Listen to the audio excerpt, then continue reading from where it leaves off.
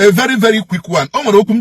And this report keeps coming to our office in Chekwandoboy Foundation, and I think it is high time I talked about it. I want to ask Umuwoki Ibem, no, I want to ask Umuwoki Ibem, my fellow man,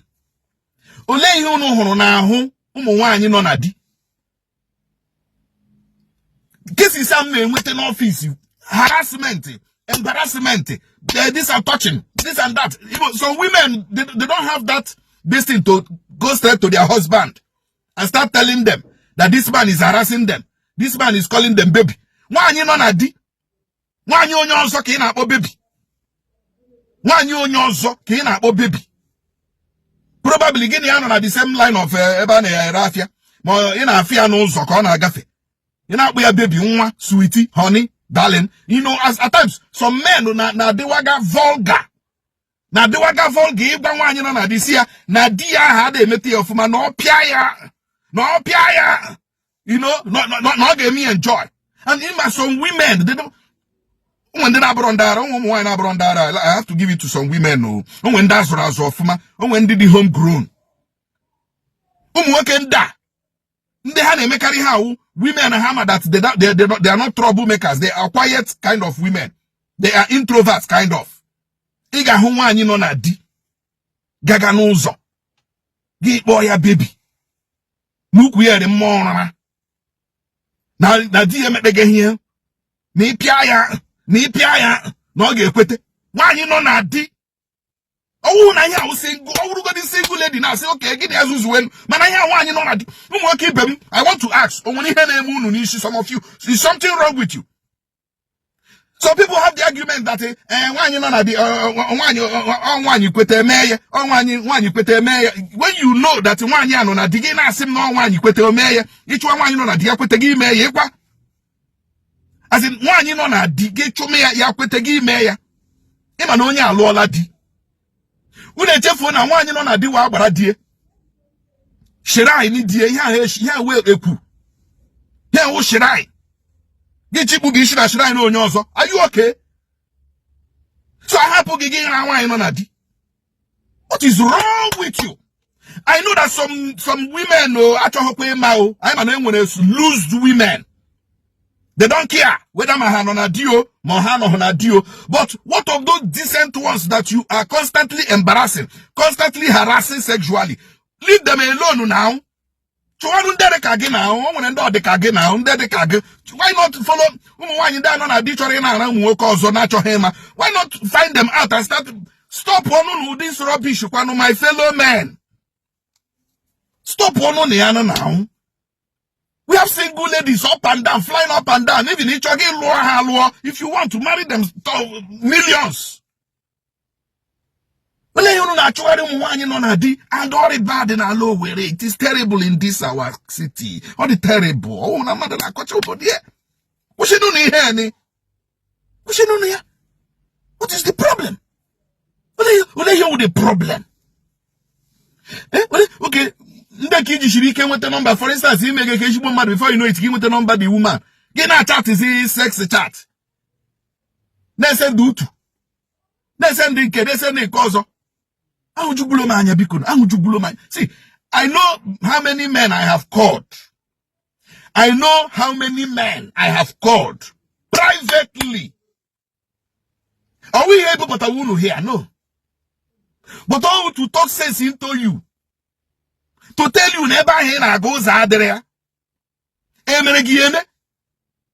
me pronoun sim if you know one can do myself who can have one you dime no whereby no can I turn her on. One you dime, one you also dime, na turn get on. And what a man told me, Kogwamunke Yoku, or Mahoma we hachi, but no hana one you dime, no na turn her on. And he will do everything to sleep with one you dime. Is sure now are you okay?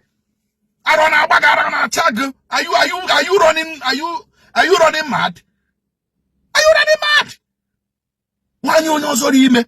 No, you're not turning it on. Why you rime? Not turning it on. Are you okay? Something that some people feel sees as disgusting. even self. Even daddy guy need so jealous of self, eh? No.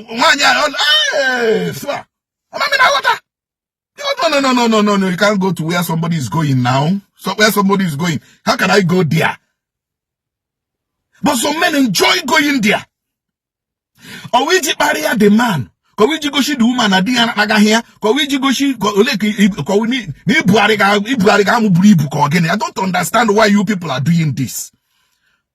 But I want you to know that if you are doing it,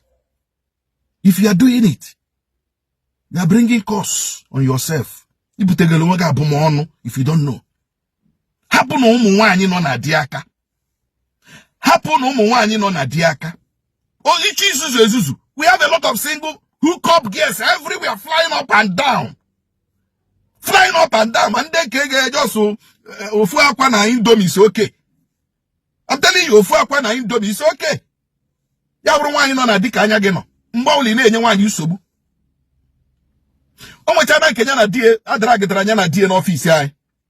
Ichuga nwaanyị mmadụ nọrọkwa n'ilie na abamba na asị de man no nwe ihe ọ ga-eme. No nwe ihe ọ ga-eme. Nwaanyị akwụrụ ụgwọ ishie ka ị na-asị di kwụrụ ụgwọ ishie no nwe ihe ọ ga-eme. And because you are shameless now, ebupụtago gị ihu akwụkwọ self nwe ihe ọ to promote you because you are shameless. You nwe ihe na ndụ. You nwe integrity in your life. Nwaanyị nọ na di. Ha no ụmụ nwaanyị nọ na di aka no. Okay, for instance, no onye kebara no si nwaanyị ọkwọla ụgwọ ishie no higher purchase ka ọgbagada woman. My body woman say what happened? Owa say na di ha kwubu ụgwọ ishie na ọkwụbu ụgwọ ishie but ime oni ụmụ atọ ọkwụbu ụgwọ ishie but ime oni ụmụ anọ.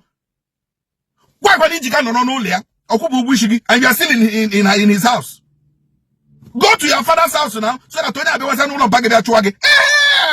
But you cannot stay in a man's house. Listen, you cannot stay in a man's house because okubu ugwishigi gị nọrọ n'ụlọ ya na-agba ashawo because ashawo ka ịgbaga. Go to your father's house. Kpọrọ ụmụaka ala to your father's house. Ka mara na ịla ala na onwe nwoke lụga gị so that onye chọọ ịchụ gị ya chụrụ gị bịa n'ụlọ mpa gị na mma gị.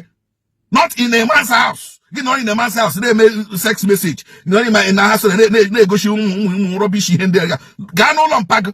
Yes, okubu ugwishigi. Then go to your father's house now. You know, there are issues, complicated issues everywhere. I'm making this video to warn my fellow men. Hapono mwanyi no na diaka. Mwanyi owele hona akwuru ogwu ishie. Owo shrine die. O shrine die ka owo. Mwanyi no na dikwenu. Kwela do nwunu. Some of you the shameless. Ama mutu shefi, utu shadege. Gị para ihe na paga digi paga ya nwoke ọzọ onye ọzọ becha diga ebia me onye ọzọ ebia me the same place. You are creating some spiritual confusion for yourself. You are complicating some spiritualities in your life. You don't know. Mana video especially ụmụaka ụmụ nwoke. Hapụ na ụmụ nwaanyị nọ na di aka. Hapụ na ụmụ nwaanyị nọ na di aka. Happen no mwanyi no na diaka. Akachakwa am.